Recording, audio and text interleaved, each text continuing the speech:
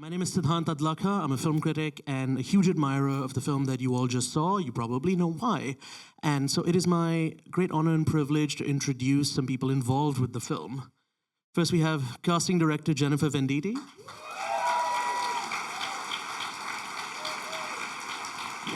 Composer Daniel Lopatin.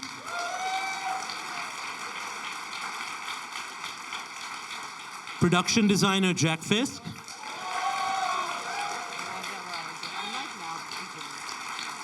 Sound editor Skip Lievsay.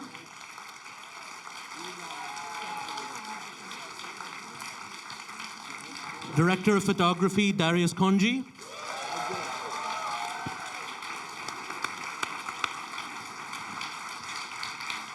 Writer, producer, and editor Ronald Bronstein. And writer, producer, editor, and director Josh Safdie.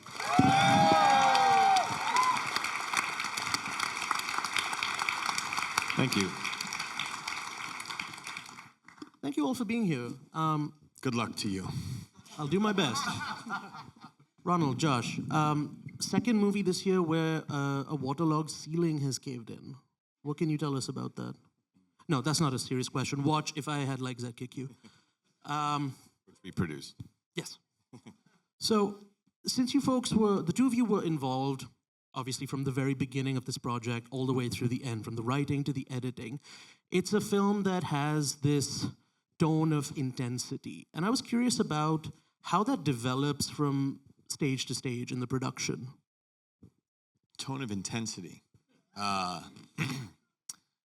it very intense. No, it's an interesting question. You know, you have to start, obviously, with the script and the origins of the script. And you know, you look at, you know, where this story comes from, and you start to, you know, think about the characters in the world. You know, I stumbled upon my wife, who's a producer of the film, who's here tonight, Sarah Hossain. She bought me a book while I was finishing Uncut Gems, and there was this, you know, it was a book that she saw. It said Confessions of a Table Tennis Champion and Hustler. And she flipped it over, and she saw all these, you know, unique characters in a subculture of New York. And she gave it to me and said, you know, I know you're not going to read this right away, but when you do, I think it'll be of interest to you. And it turns out my uncle played with a lot of these guys. My great uncle played with these guys at Lawrence's, and it just, you know, opened up a world. And one of the things that interested me was that the characters who hung out at Lawrence's were these hardened misfits who had this really intense dream that no one else believed in. And it almost made them it turned their dreams into a kind of a pathology. They pathologized the idea of seeing this dream through, mostly because no one else would, they had to prove everybody wrong that this was a worthy one. And it made the dream kind of pure, and it added an intensity, it added an urgency at every step of the way to not lose the plot. And I think that definitely lent itself to the writing process. You know, emotionally, you know, we decided to actually get into the script because I finished this movie we worked on, a lot of people here on the stage worked on, and took 10 years. And it was this relentless dream, really. It was, I gotta get this movie made. And everyone said, no one believed in it. No one believed in it. I'm gonna do this, and I'll go in this detour. And then, you know, you have casualties along the way, and, you know, friends you meet doing research for one project, and then they slowly fade away. And then it was a very arduous journey. And then you make the film, and this dream is over. And, you know, I did a Q&A, and someone asked me, you know, what's next? It's the most casual question. It's like, whoa. And I just started crying. But, you know, not dramatic crying. I was tearing up, you know, emotional, because I had this hollow feeling inside of me. Like, I didn't ever think about what was next. This was it. And, you know, there was that feeling that kind of lingered. And so, you know, I ended up slowly kind of projecting onto these intense dreamers this feeling of hollowness and what happens when that dream ends. And you know, how hard it was to get to the end and the intensity. I would go to Ronnie and I'd be like, when we were writing Gems, I would say, and we need to have a draft done by Wednesday. It's like, why? Like, why Wednesday? And I was like, because if we don't get it done by Wednesday, then we're not going to have it by Thursday. And I want to send it to X, Y, and Z on Friday. And it was just every day was an emergency. Every single day was an emergency in making that film. And I think that definitely lends itself to the writing process. I'll let you speak more. I don't want to get ahead of us, start talking about the direction. We have only a limited amount of time. So let's start there. Yeah, look, Josh lives in the last second of the 23rd hour of the last day on Earth every single day of his life. Whereas I'm like a prehistoric rock. I require him to heat me up all the time because I don't really want to do anything. Intensity, stress, I don't know exactly where it comes from, but it's there in the writing process all the time, and we're brutal on one another, and whatever, we're comfortable with it. It's sort of like if you, like were to drink hot tea in the hottest day of the year so that you can like bring your internal temperature up to meet the external world. Like we just live in that state. And where does the intensity come from? It might come from just a pathological fear of boring people, how that in itself can become, and turn into panic. And then just our process, every single idea has to be torn apart and rebuilt through the other person's brain. And it's, the ideas themselves are so personal, everything gets highly abstracted by the time it reaches you guys, but like every exchange is coming from some personal place, some lived in experience.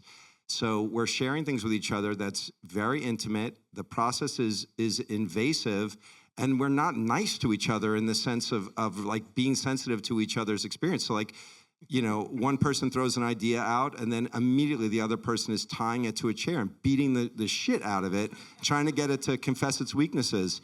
And then, we once had a days-long argument about what happened to a character when he was 8 years old.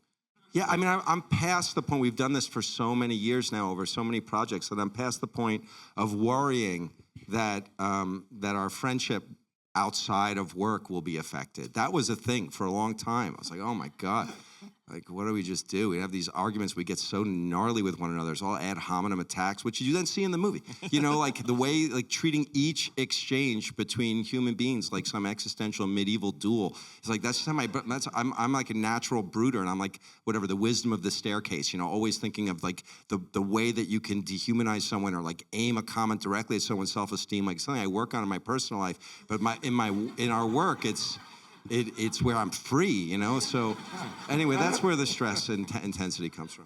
And that, to throw it to Jen, to all of us here, when you want to realize the film, I'm a maximalist, and I will, if I can find a centimeter, I'll fill it. And, and the luxury of the previous films was that I could go out and I could steal a shot. Go out on the street, there's thousands of extras they don't even know. And we would, this one didn't have that luxury. Every single thing had to be created. And, there's only one person in the planet who could help me create a hidden history, and it's Jack Fisk, who's on the stage with us, who's, one of the greatest living production designers. And, and he brings his intense research and his, I taught him how to be a maximalist. But, then, and with Jen, there's 150 speaking parts in the movie. And again, there's a battle inside every scene for life. And, when Jen's bringing, she starts her process, there's lots of competing personalities who I'm fascinated by. Ronnie and I spend a lot of time on every single person in this movie because our litmus test is they're the lead character of that movie. And what is happening in that film, and we have to think about that. So, yeah, just to go off that, Jen, you have probably one of the hardest jobs on this film, which is filling all of the space. And so how does a film with Josh Safdie maybe differ from some other projects you've worked on in terms of the kinds of people you use to find, the world that's being created? What's the question? How do I go about it? Okay. Well, it starts with this intensity in terms of like their love of the world. They spend so much time going so deep, like they just said, of, weeks and days of like beating this character down of like, what's the story?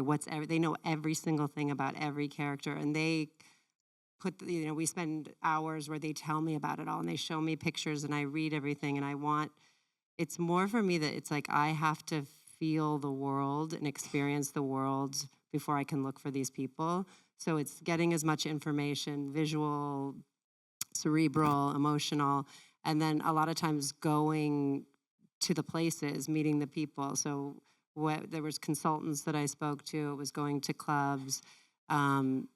It was really getting an understanding of the psychology of, I knew nothing about table tennis. And for me, it's kind of similar. Ronnie talks about this, that it's not like a thing for me, but I love humanity. And I'm curious about anyone that's passionate about something or obsessed with something. It's like, I want to understand what it is. And I learned right away, like, oh, these guys are eccentric.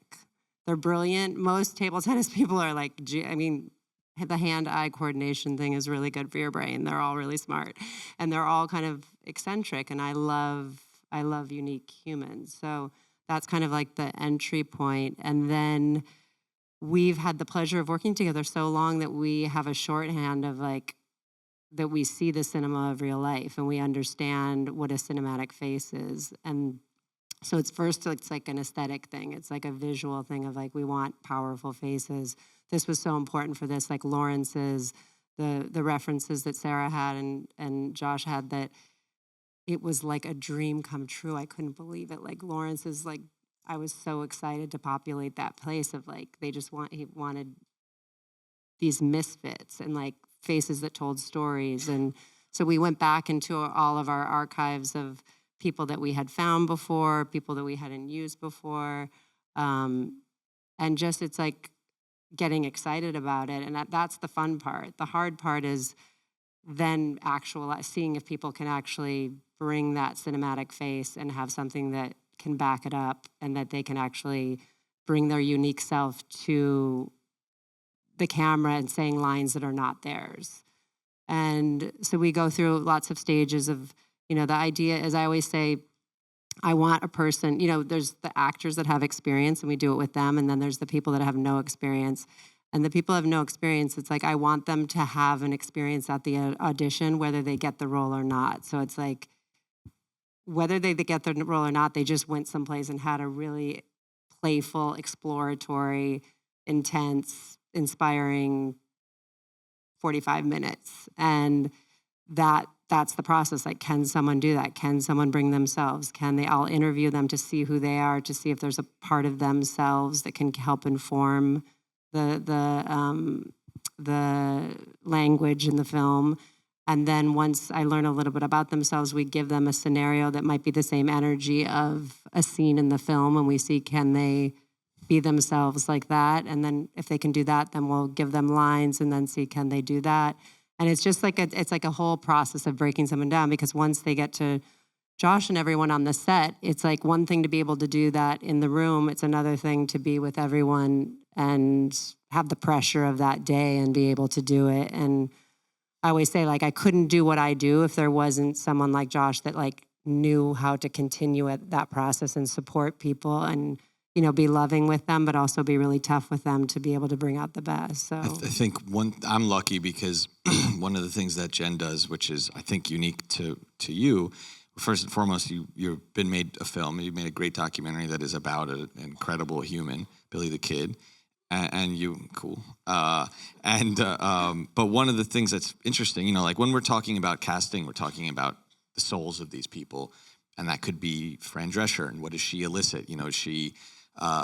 She's, the mothers in general are the most nostalgic people, because subconsciously we're thinking about our birth, and wanted someone who, oozed nostalgia, oozed, via motherhood, a maternal character, and New York and Judaism, and the nanny is just something that's far back there. So you end up finding someone's kind of essence and their soul and bringing it to the film, and that process exists on some of these first timers. And they, obviously Fran or everyone, Timmy, they've all have experience and they feel comfortable and they're not intimidated by a film set. And what's interesting about these first timers that Jen does is she's the first experience with the movie.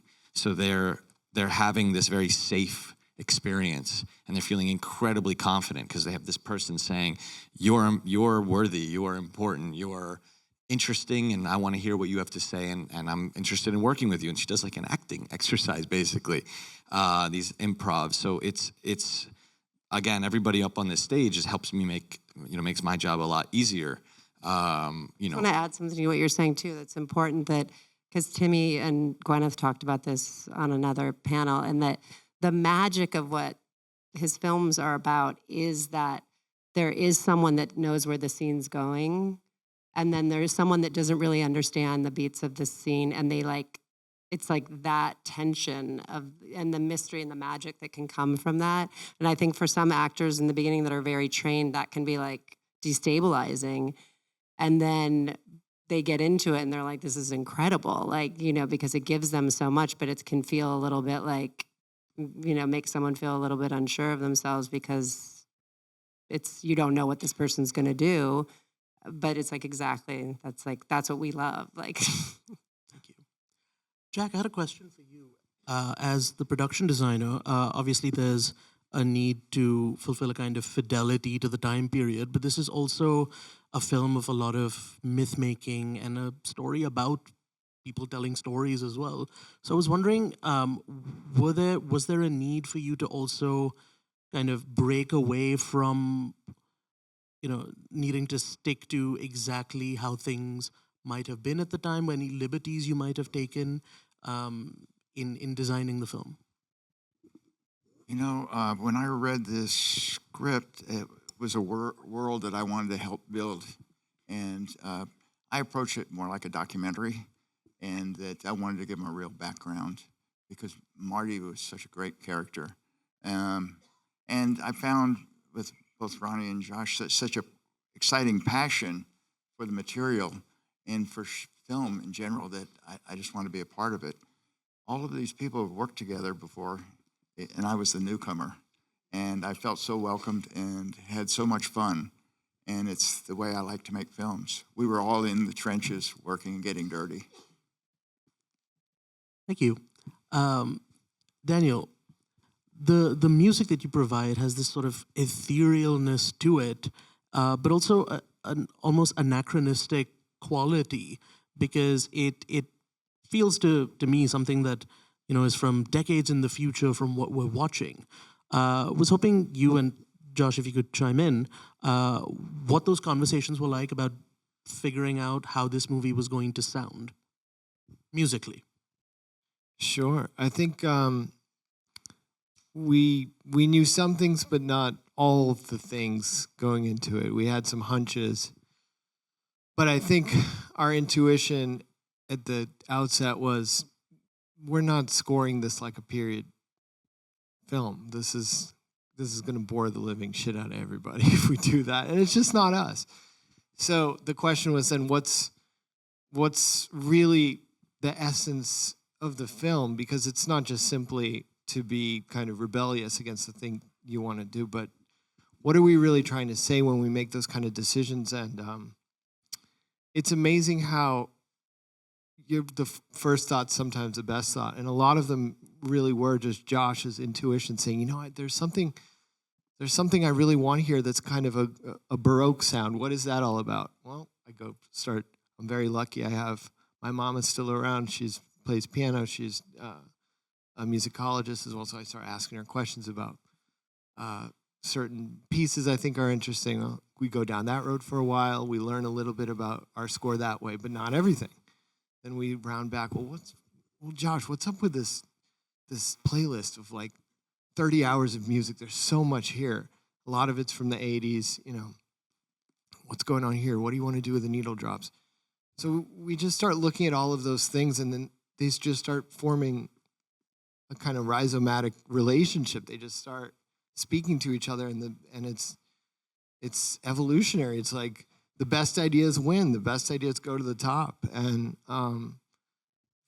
at some point, I realized that there was something about the dream that Marty's having about a future for himself that, although isn't exactly realized the way he wants it, is sort of fulfilled by just imagining something new and imagining something that has yet to be. And that there's a metaphor in the score there. It's him versus the old world, and it's him against a lot of people that want to kind of hold him down or keep him in his lane, or keep him kind of playing to the rules, or limit his opportunities. And what he presents is a future for himself and an idea of himself that no one else really sees. And that combination of sort of neoclassical aspects being the sort of the firmament of this world he has to navigate, like a labyrinth, and his own dreams that drive him through that is kind of there in the score. I think or almost instantly before anything was written, I was doing research for the movie, and I was watching footage of the British Open from 1948, which, by the way, Jack was there was a dignity, there was dignified, the sport seemed very dignified, and seeing a Wembley Arena packed with people, but this small table, beautifully lit, with lots of space around it, and personnel, like 9 or 10 people around it. It's a lot of salary right there. So there's, lots of money being put into this. So there was a dignity there. So when I was researching that, it was visually one of the first things. But I was just listening to Peter Gabriel's Security. I Have the Touch. That was what I was listening to, and there was something that just worked. There was a timelessness to it, and I felt like I was looking at a legend. And I think that happens with anachronism, and then that was a gut feeling, because you feel like you're looking back at something through the lens of something more contemporary. We're still regurgitating the 80s now, but the 80s were the first time culture started to eat itself. And postmodernism begins, and you start to see, the culture try to reflect the 50s.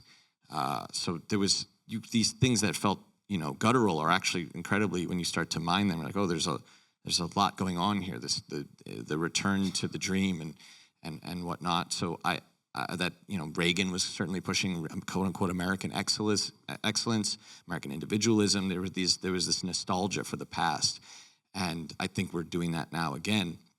So I played that music for Dan pretty early on, and I knew those needle drops. We wrote them into the script, and the big question was, do we want to be in the period for that score, or do we want to fit into the needle drops? So we have done a bunch of synthesized scores before, and what's interesting is the fusion that ended up happening. Working with a 30-piece orchestra in Prague, or 60 voices in Vienna, or Laraji. The score was kind of a new age score, and we were working with new age legend named Laraji. We worked with a great vocalist, Natalie, who goes by Wiseblood. There was a lot of interesting, real performers and classical instruments, and then synthesizing them in a sense. And the relationship between the two, I think, does have the anachronism does feel like you're telling. It's legend. There's a legend here. What's worthy of going back? And as we're present in this moment, we're telling the story. So I think that the dialogue between the two is very moving. And super quick question, you mentioned the 48 Open. That was the year that Marty Reisman won, right? Marty Reisman won in 48, yeah. Skip, there's so much cacophony and chaos in this movie, and these rising and falling bits of dialogue. How do you go about finding, the clarity to figure out when we can understand the characters, when we can't, or when it just turns into like this white noise hum of people? Well, the way we approached this soundtrack was we kind of had these two pillars. We had music, and then we had, in many scenes, there was an audience or a crowd or an event that we could was sort of the other pillar of the soundtrack. And that pillar those two pillars had to maintain the information, the story, the characters, the events, and had to help the audience understand what happened and where we're going. And we discovered collectively that we could use the volume of the movie and the density of other stuff happening, other dialogue, sound effects, and stuff to kind of amp up every situation. Even things that were relatively simple, we still amped them up, and we kind of created a flow of extra juices, like caffeine, I guess. So the form of that was volume. What's interesting is when we shot the bowling alley sequence, every single person that was cast, extras, speaking parts, everyone had agency to speak. So there was a lot of wired microphones, and I had all the people bowling, and you have lots of people playing table tennis, and I wanted there to be bowling throughout every shot, even a close-up of a hand, because you could feel it. And the sound recorder on the set, Joey, came up to me and he's like, "It's a really bad idea. This is a really bad idea. You're gonna screw yourself." And I was like, "But can you hear what's being said?" He goes, "Yes." And I was like, "Because I can hear it on the monitor." You can hear it. And then we got to the edit, and I was like, "Oh my God, I did a bad thing," and you can't hear it. And I was frightened because I'm letting everybody. I mean, and then I called Skip and I said, there's this sound. I think you said, "What have I done?" Because normally I don't worry about overlapping dialogue. That wasn't the concern. The concern was the actual audio, the sonic, like the quality of the sound. And you were able to. And I remember when we got through the Reel 4 was like, I got COVID while we were mixing Reel 4, and I just remember it was very overwhelming and stressful if you started to think of the big picture. And there was thousands of sounds. ADR, people, adding the guy constantly talking over the PA. And I think that you were like, okay, I was like, what about that mic? Why did we lower that mic? He's like, we're working on one microphone at a time, Josh. and it was. I said, you have to trust me. We've listened to every microphone of every line, and we've tried to pick the one best microphone. It's our only hope. Yeah. We have to sort this. Our approach to maximalism sort of hits a brick wall in post when it comes to sound, because Josh and I, we have pretty bad hearing, and we want to hear everything equally, and so it's the sound ends up that we hand over to Skip. It's like if somebody took a burrito and threw it at your front door, so all the ingredients just splayed themselves out at once. I only know there's one volume. It's just on. Yeah. But then Skip it's unbelievable. It's sort of like the way I could take my little thumb and I can cover your face with it right now completely, so that my thumb is the same size as your head. Just what you're doing with scale, is it? Whatever. I don't know anything about it. I don't understand it, because for me all the frequencies just cancel everything out. Well, it's three-dimensional. You look at sound in a visual way, and we're in your room, and the work with Atmos is, in Gravity, I remember when I saw your work there, it just changed the way you think about sound. And even when we were talking earlier about the bowling and Big Lebowski, you're like, okay, well, there's these sounds that are, bowling is quite obtrusive. You can hear it outside the venue. And you're like, well, sometimes people are bowling and you got to deal with it. But they were smart enough to know that when you don't see the bowling, you don't hear the bowling. Yeah. Coen brothers are a lot smarter than me, so. But I think I'm going to jump in because it even affects my work, because before the sloppy burrito gets over to the fixer, it does something that's important, and that's why it's all forgiven. Because in one of the spotting sessions at your office, I remember maybe the second time I was watching it, I closed my eyes and I was just listening to this is a pre-mix audio, and you'll always say, oh, it's nothing, it's all we're gonna fix. But the essence of this pre-mix soundtrack that you've worked out tells me a lot about the soul of the movie. And so I'm closing my eyes and I'm just listening to the paddle, and And I'm hearing the score for the first time is like, oh, this is so obvious to me. This is the buoyancy and the intensity and the transient attack of this paddle hitting this light little ball. And it revealed itself to me as like, okay, we're going to use these mallet sounds, you know, we're going to match that. So, and if you do everything the nice way and the graceful way and the polite way, you might not, I might not reach that conclusion. Yeah. So there's something to that brash kind of brazen thing that you guys do. You know, you say it in a kind of self-deprecating way, but I think it actually helps all of us understand what the essence of your work is. Even if we have to sort of, you know, massage it along the way, tailor it, make to measure, we'll get there. But the essence is there from the beginning, and that's what makes you guys so great. Darius, you and Josh throw us into the deep end with just all of these close-ups that we just can't escape. And I want to ask, this is a film that has so much movement. It's constantly charging forward, but you both also managed to find these moments of intimacy with the characters. So I wanted to ask you about finding that balance between, you know, just this breathless charging forward, but also letting us stay with the characters. It's more a question for Josh also. Josh can answer this.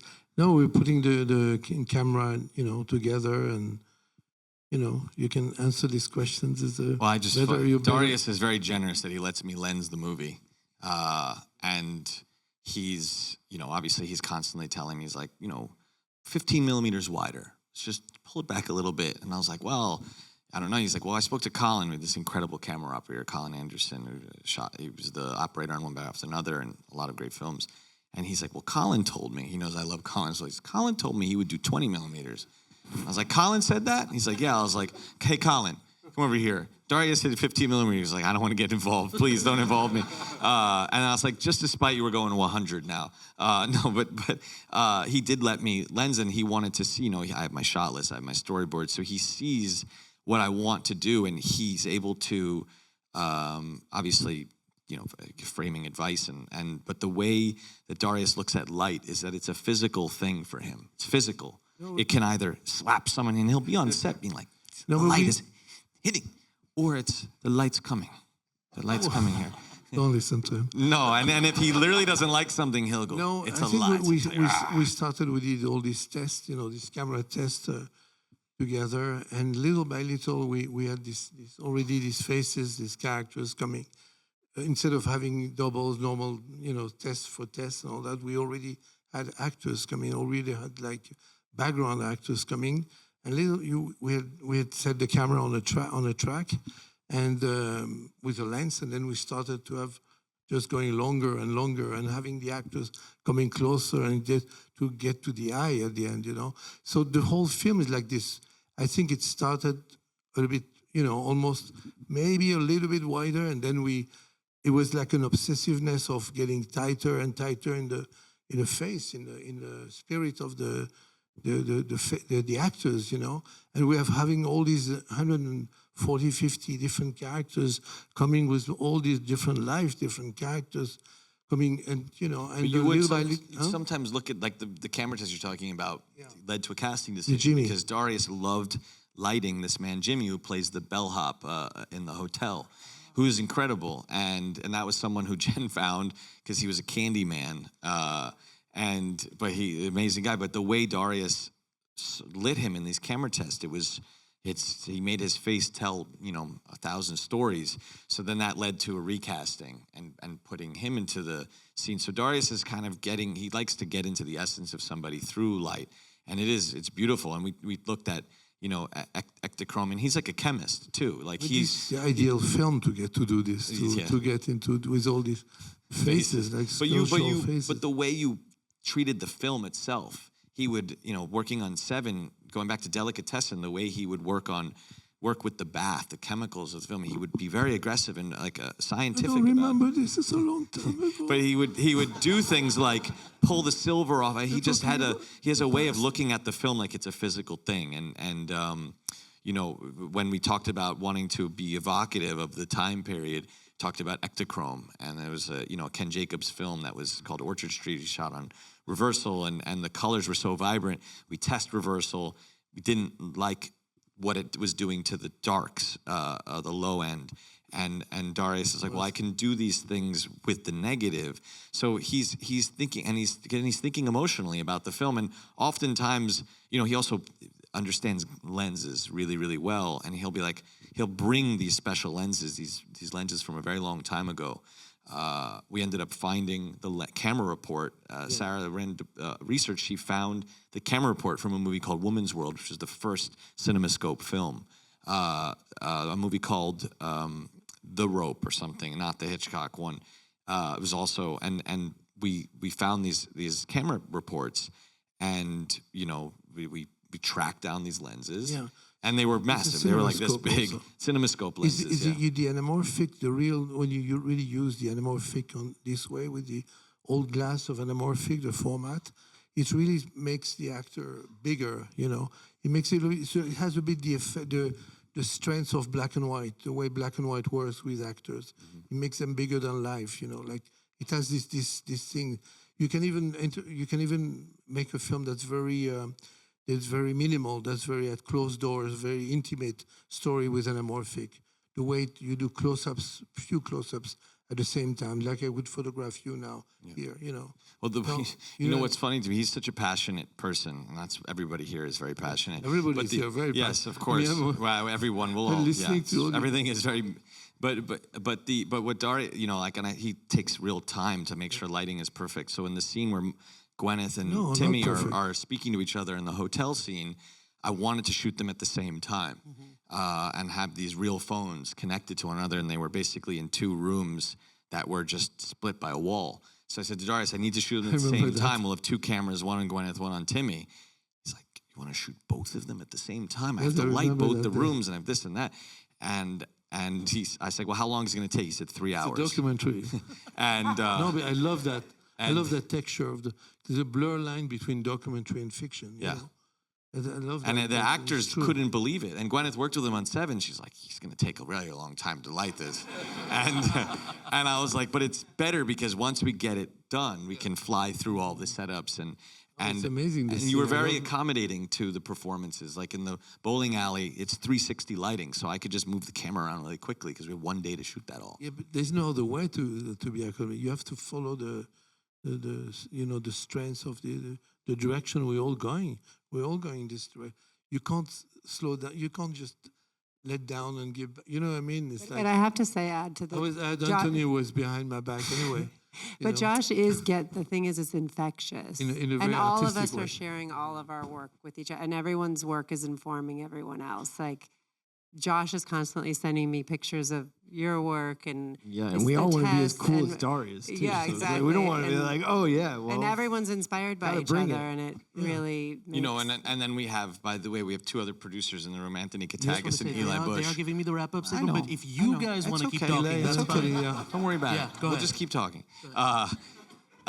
Because everything we're talking about is great and dandy, but it's, you know, making a movie like this in New York City because we're interested in capturing the soul of the city, shooting on Orchard Street for Orchard Street, going to Japan to shoot in one location. And I was like, why didn't you just do that here? It's like, we went there for the people. People are the great location.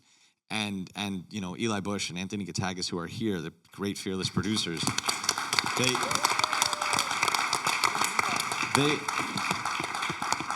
this is a very hard movie to do, very hard. Our last day was 23 hours long. And I remember at hour 19, Anthony came up to me and was like, how much longer are we looking at here? And I was like, it's going to be like another 30. He's like, just be honest with me. It's going to be an hour. It's going to be 2 hours. I don't know. We have a couple setups. We have a whole new scene to do. He's like, 3 hours? He's like, are we going to be doing a full day here? I was like, no, we won't do a full day.